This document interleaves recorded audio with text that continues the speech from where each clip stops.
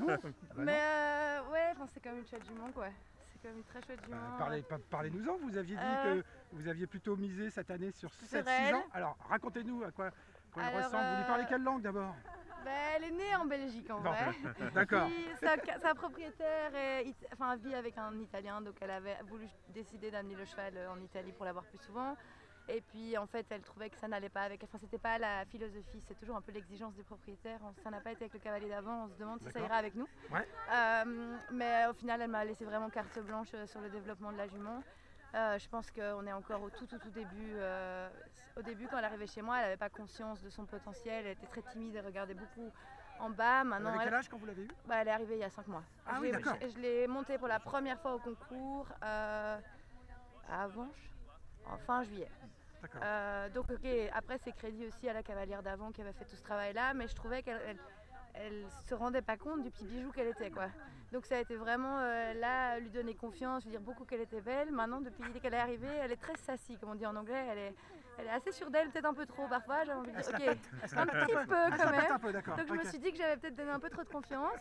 Mais voilà, c'était vraiment à moi de pas faire d'erreur. J'en ai quand même fait une malheureusement. Après le pas, j'aurais dû être plus gentille, j'aurais dû attendre ce départ au galop. Et je trouvais qu'elle est partie un peu banale. Et voilà, j'ai payé cher, prendre des risques, parfois ça paye un peu moins. Mais après, elle a été elle était exemplaire, elle a fait un super travail. Et je vais pas vendre la mèche, mais elle est excellente sur les 2 autres tests. Ah ouais. Le cross, c'est sa spécialité? Ouais, le cross, c'est vraiment, c'est sur des rails quoi. Ouais. Après, j'adore pas le contrebas dans la deuxième gué, avec le soleil demain matin et tout ça. Il y a quand même eu quelques chevaux qu'on a perdus en chemin sur ce contrebas. Et des chevaux qui n'étaient pas spécialement mal arrivés et qui avaient juste mal lu. Là, je veux dire que je vais avoir un peu besoin de chance. Quoique, elle n'a jamais mal sauté un contrebas, mais je trouve qu'on ne sait pas si on va arriver vite, on va arriver doucement. Est-ce qu'ils vont bien voir l'eau? Est-ce qu'ils vont... Je me rappelle Gulliver des Launes avec Alexis il y a 2 ans, je pense. Oui. Et donc voilà, ça c'est le petit moment où j'arrêterai de respirer en me disant s'il te plaît. Ça sera là la pression pour vous. C'est surtout pas arriver trop doucement non plus, qu'elle s'arrête en haut du contre-haut. Mais normalement, je pense qu'elle va bien faire ça. Après, il y a la distance, il y a le public, il y a quand même beaucoup d'interrogations. On est vraiment un nouveau couple. Et puis elle est élevée pour faire du CSO, donc normalement elle saute très bien. On n'a pas encore tous nos réglages, c'est pas encore exactement comme je le veux non plus, mais ça ce sera pour après-demain. C'est une histoire qui commence avec elle en fait. J'espère que la propriétaire va pas la vendre. Sinon je vais essayer de la syndiquer parce que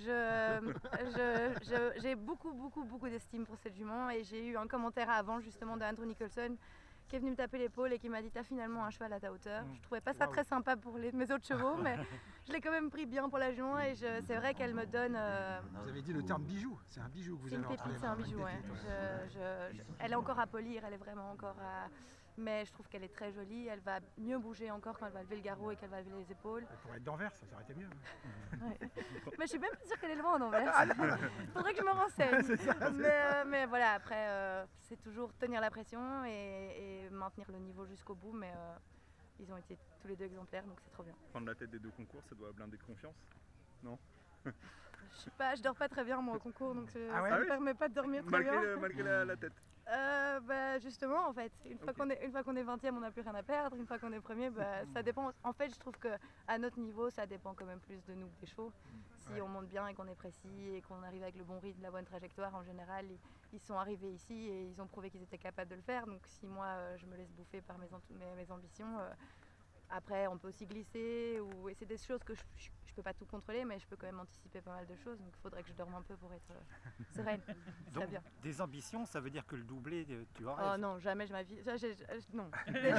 Déjà gagner un des 2 ce serait trop bien. Ouais. Le doublé j'y crois pas du tout, mais voilà, on verra dimanche. Mais j'essaye vraiment de pas regarder les résultats des autres, faire le mieux que je peux pour mes chevaux à moi, et à part cette erreur où je vais quand même me mordre les doigts, ils ont été tous les 2 trop bien, donc je suis super contente. Et crédit à mon prof de dressage aussi parce que je fais du bon boulot avec moi et avec mes chevaux. Pour mettre un peu de pression, il y a Thomas Carlyle qui est juste après vous. Il m'a dit quand même qu'il voulait pas me souhaiter bonne chance parce que quand il me souhaitait bonne chance, je faisais trop bien. Donc mais il a pas besoin de chance non plus, donc voilà, on verra. Mais je suis très contente. Comment vous êtes venu dans mon équitation?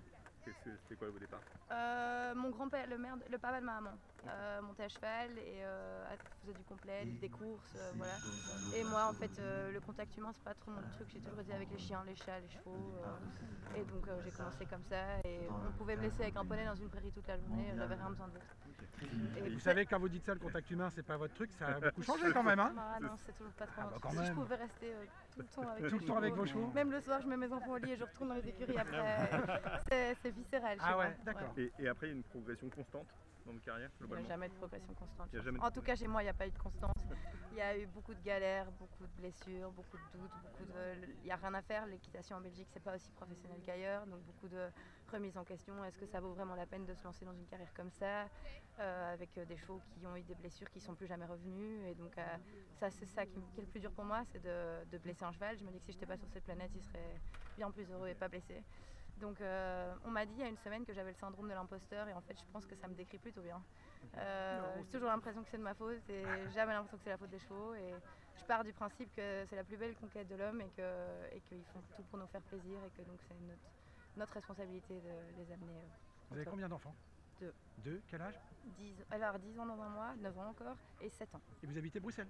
J'habite à Gèves, là où il y a le concours d'Arville qui est à 30 minutes de Bruxelles plus ou moins. 30 minutes de Bruxelles, Ouais. ok. D'accord. Ça Un marche. peu déphasé, vers Namur. Ok, Donc, j'ai